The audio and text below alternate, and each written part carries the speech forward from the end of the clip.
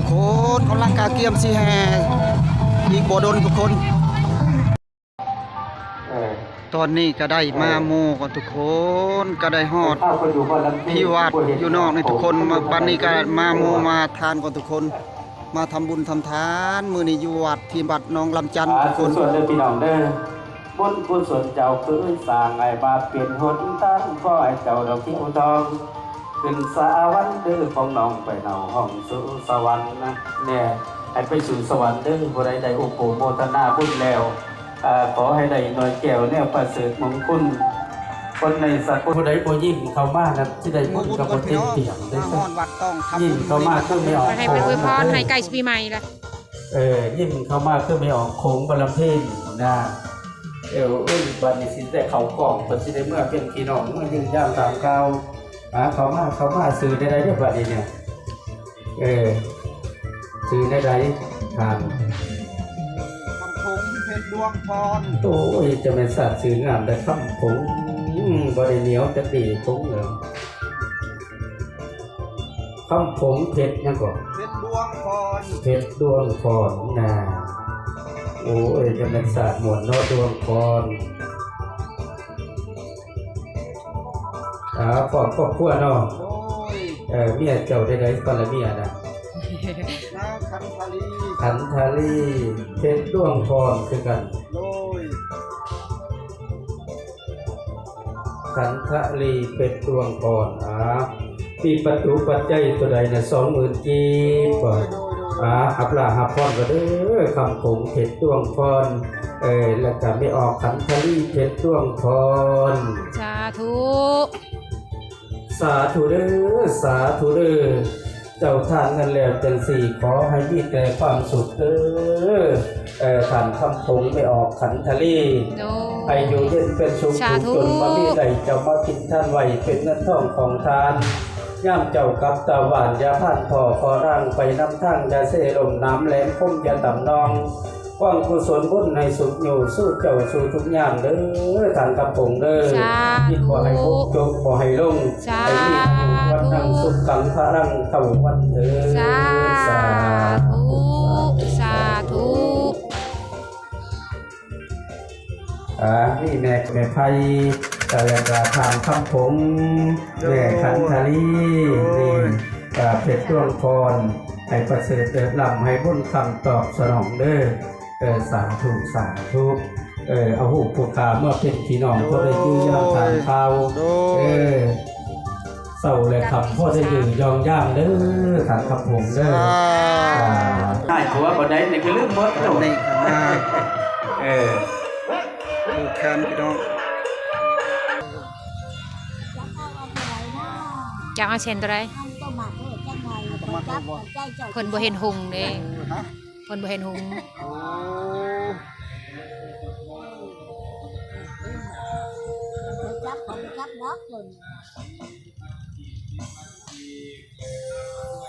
ยับเข้าใกล้นี่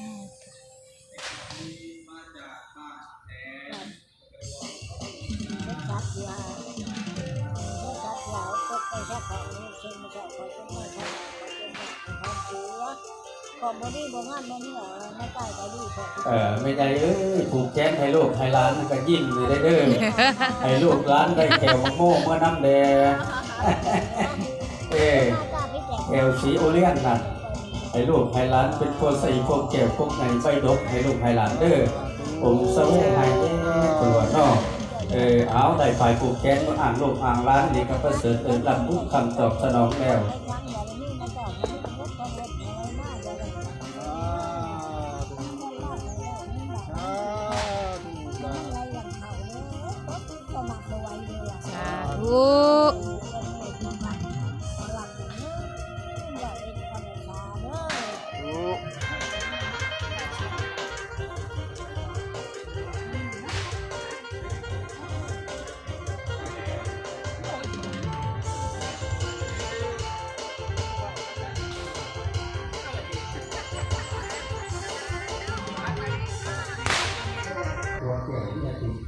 แม่แจ๋วได้ว่าสามบุญสามกุศลก็มีให้ได้พบให้ได้พอได้สิ่งงามๆจะโปรดเจอให้ประเสริฐเจอกับผู้ทำจอบสนอง สาธุ สาธุเด้อบุญเจ้าเราเคยสร้างให้บาเป็นเพื่อนข้างพ่อเจ้าดอกเที่ยวทองให้ได้ถึงสาวันทุกเรื่องตรงน้องเจ้าเราห้องสู่สวรรค์นะเนี่ยตัวไหนถูกกอดดอกเทียนได้ฝ่ายที่ห้องเมื่อแดดถึงสวรรค์ต้องน้องไปหน้าห้องสู่สวรรค์ตัวเองไปอยู่บนสวรรค์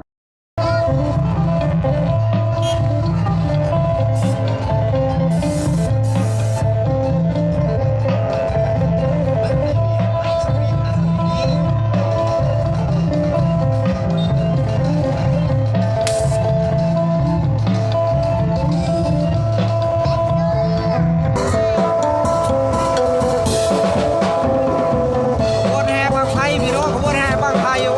สุดยอดเลยทุกคน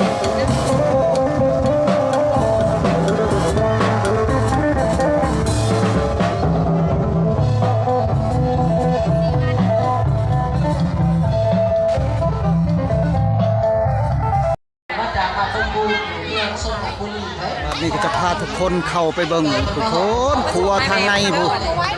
พาเพิ่นไต่ไปใส่ทุกคน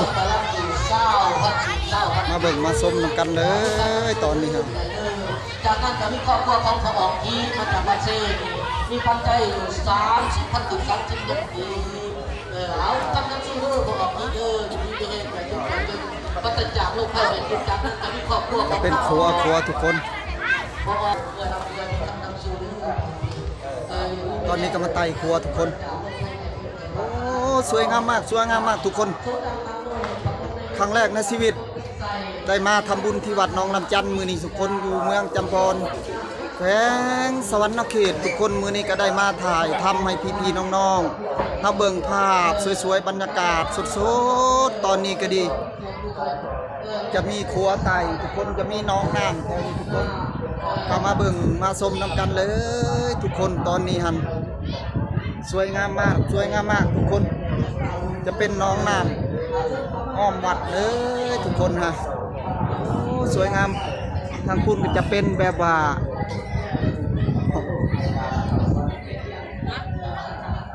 หอไต่ปิฎกทุกคนถึงผมตอนนี้ก็มาเบิ่งพาทุกคนย่างชมวิวทุกคนบรรยากาศสวยๆภาพสดๆให้พี่ๆน้องๆเขาเบิ่ง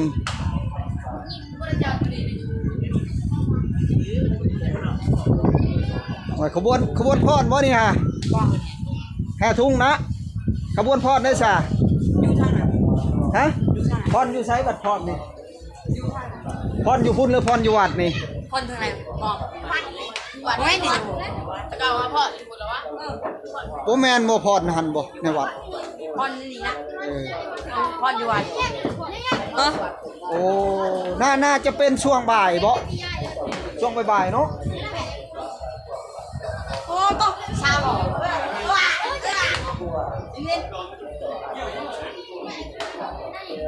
ขบวนแห่นี่แห่นั่นบ่แห่นั่นซื้อคุกไปร้านนี่บ่นี่ฮะแห่ทุ่งบ่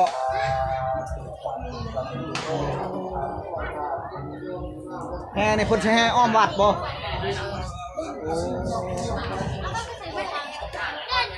มาเบิ่งน้ำคันทุกคนก็ยังบ่ทันทราบบ่าวคำพงก็ดีก็มาเบิ่งมื้อนี้ก็มาถามน้องๆเพิ่นกำลังกาเกียมใช้ชุดแบบว่าชุดแดงทุกคนงามหลายตอนนี้เพิ่นจะมาแห่ทุ่ง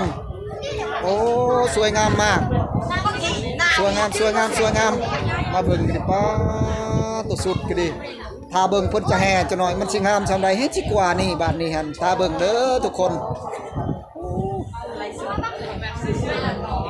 เยาวชนรุ่นใหม่กำลังทุกคนกาเกียมตอนนี้ฮะ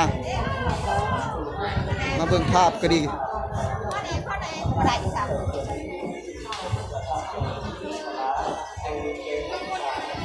โอ้ขบวนแห่นี่หลายเนาะอ๋อหลายบ่มีบังไผบ่เอาพระเวทเนี่ยเอาอยู่ไสเอาพระเวทในทางใดทางเหนือหรือทางใต้มีหอบ่เคยไปอยู่บ่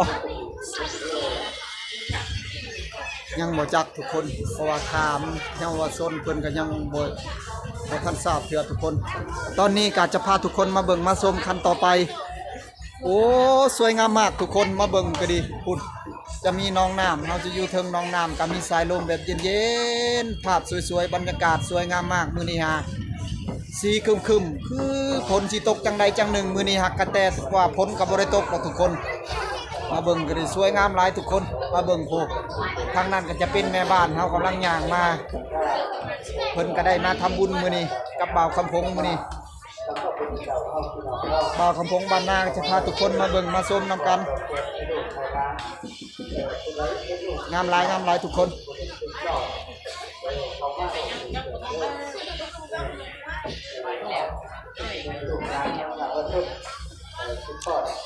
ทางนั้นก็จะเป็นวัดอีกที่มองวัดถือว่าพระบ่อนเพิ่นโมเพิ่นทานอยู่พี่ทุกคน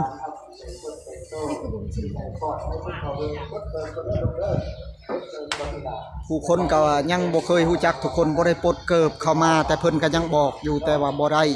เพราะว่าเป็นวัดที่ศักดิ์สิทธิ์หลายทุกคนที่เกิบเข้าบ่ได้เพราะว่าบ่าวคำพงก็ได้ปะเกิบเมียนอยู่ข้างประตูเข้าพุ่นตอนนี้ก็ได้มากาเกียมเครื่องที่จะทำบุญกับแม่บ้านเพิ่นก็จะมีนี่เพิ่นไปเอาของอยู่ของกินนี่ทุกคน อีแม่ได้ให้นี่ เขาแจกกินนี่ทุกคนตอนนี้ก็มากินอยู่นี่เครื่องสิออกเอาพระเวท